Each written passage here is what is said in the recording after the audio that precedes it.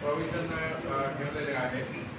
तिसरं आहे की जे प्रिव्हेंटिव्ह ॲक्शन मागचे स्वतः निवडणूक निर्णय अधिकारी हे इलेक्शनच्या डेट्स, पोल डेट्स आणि मतदानाचा दिवस याच्याबद्दल आपल्याला काय आहे निवडणूक आयोगाच्या सूचना किंवा आदेश काय आणि त्यालाच अनुषंगाने असं आहे की आता धाराशिव लोकांचं नाव दोन्हीमध्ये लेकिन प्रशासन नेमकं त्याचं कन्फ्युजन कसं दूर करणार लोकसभा भारत निवडणूक आयोगाच्या मार्फत यावर्षी 2024 मध्ये सार्वत्रिक निवडणूक आहे लोकसभेची त्याचं वेळापत्रक जाहीर झालेलं आहे. एकूण 60 टप्प्यामध्ये भारतभरावर इलेक्शन शेड्यूल जाहीर झाले आहे आणि आपला जो धाराशिव जिल्हा आहे त्याच्यामध्ये जो 40 उस्मानाबाद लोकसभा मतदारसंघ आहे त्याचं साधारणतः 7 मे रोजी निवडणुकीची तारीख आहे जाहीर झालेली आहे.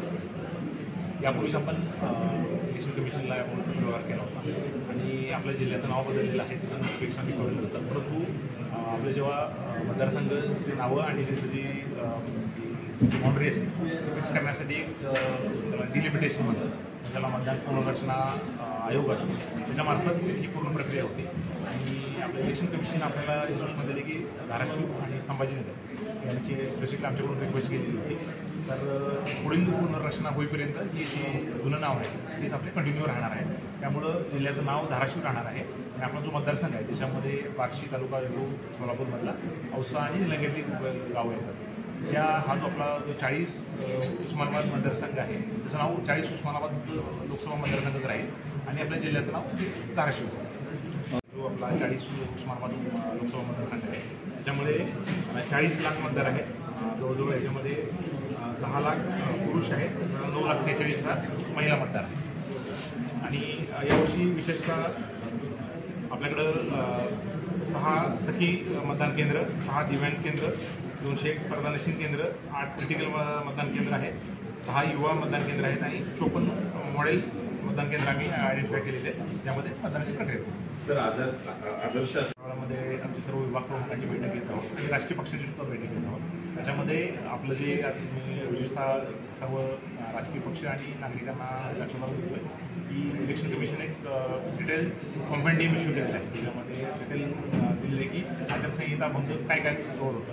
त्याच्यामध्ये प्रामुख्याने आपल्याकडे जे वेगवेगळे बॅनर्स असतात, पोस्टर्स असतात, झेंडे असतात तर तात्काळ आज रात्रीपासूनच आम्ही कारवाई सुरू करू की याच्यामध्ये सर्व ज्या अनधिकृत बॅनर्स वगैरे असतात ते रिमूव्ह केले जातील आणि यानंतर आचारसंहिता सुरू आता लागू झालेली आहे तर आम्ही अधिकृत आदेश थोडा जारी करत आहोत आणि त्याच्यामुळं कुठल्या याचं उल्लंघन झालं त्या जे कंपेंडियम आम्ही जे इश्यू करतोय तर आम्ही ते आपल्या सर्वांना लागू झालेलं आहे आणि त्याचं उल्लंघन झाल्याचप्रमाणे त्या संबंधात पुढील जी काही वैधानिक प्रक्रिया ती संबंधित कोण जो व्यक्ती असेल त्याच्यावर होऊ शकते. त्यामुळे सर्व नागरिकांनी त्याचा आपली कृती आचारसंहितेचं उल्लंघन होणार नाही याची काळजी सर्व उमेदवार, राजकीय पक्ष आणि आमच्या शासकीय कर्मचाऱ्यांना सुद्धा लागू होते. कारण बऱ्याच वेळा त्याच्यामध्ये काही वर्क ऑर्डर असतील, कार्यक्रम आदेश असतील, नंतर जी कामं सुरू झाली नसतील फील्डवर आणि ती जर आचारसंहिता सुरू झाली तर पुढे सुरू करणं अपेक्षित नाही.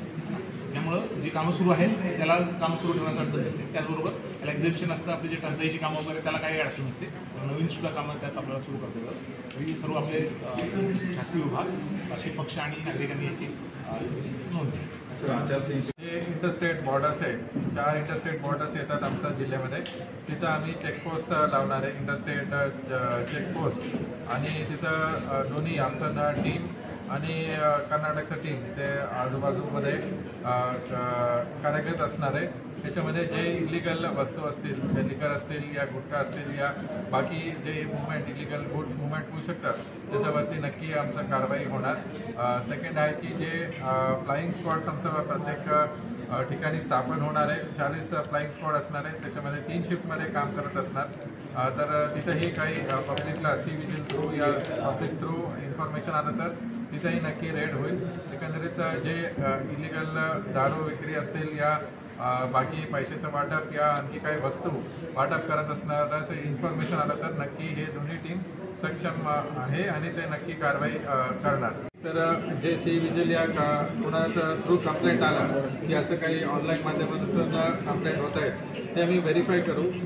त्याच्यासाठी आमचा सायबर टीम्स आहे, EOWचं टीम्स आहे आणि खास करून एक्सपेंडिचर टीम आणि इन्कम टॅक्स डिपार्टमेंटसोबत आम्ही कोऑर्डिनेशन करून एकच अकाउंट टू मल्टिपल अकाउंटमध्ये पैसे जात आहेत असं काही आलं तर आम्ही ते नक्की इलेक्शन एक्सपेंडिचर टीमला आम्ही इन्फॉर्म करू.